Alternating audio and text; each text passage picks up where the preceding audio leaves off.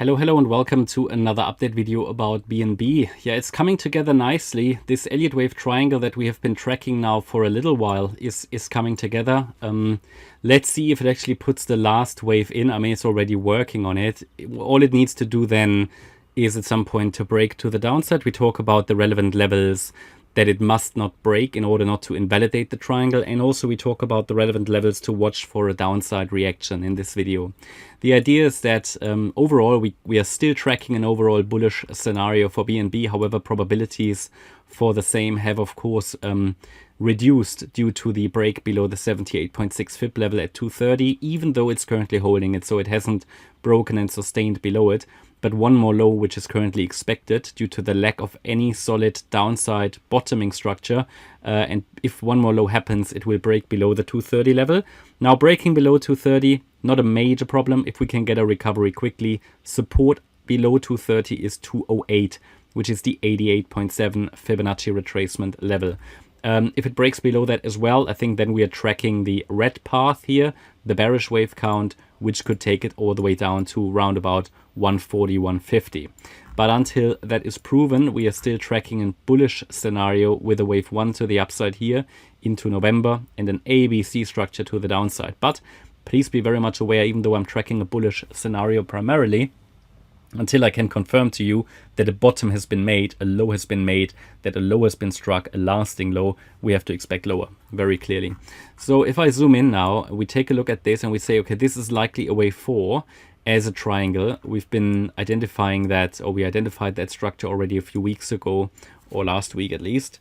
And we said, okay, A, B, C, D, E, these are the structures in a triangle. Now, bear in mind, they can always extend. So this could take a little while. It could mean that we're only just now working on the C wave, okay? The D wave will come later and the E wave as well. They can always extend. Until we get a breakout, a triangle will extend. Therefore, it's so important in a triangle to be aware of the relevant levels. The thing is, this D wave looks very short and the C wave as well. Oftentimes in a triangle, the C wave is a more complex wave. So I will not be surprised, also because we have lots of space left, if this extends out a little bit. And in the wave 4, yeah, we get a little bit of a time extension. And this is just a larger ABC structure in wave C. I'm still tracking it as last wave at the moment because we can look at the fib extensions and watch for a reaction to the downside. You need to see a break below the D wave low, which is currently at 231. Yeah, 231 for a first indication the triangle is breaking into the expected direction, and it needs to break below the B wave low, which is at 225 for a confirmation. Invalidation of the triangle will occur above the A wave high at 257. If it breaks above 257, it's not necessarily bullish. The red zone shows you how high the wave 4 can go. So it could even go to 269. So something more bullish is only really on the table above 269. What are the relevant targets for the E wave? Well, we take the length of the C wave compared to the length of the E wave. And then the first level to watch is $243, the 38.2 extension, and then 250, which is the 61.8 extension.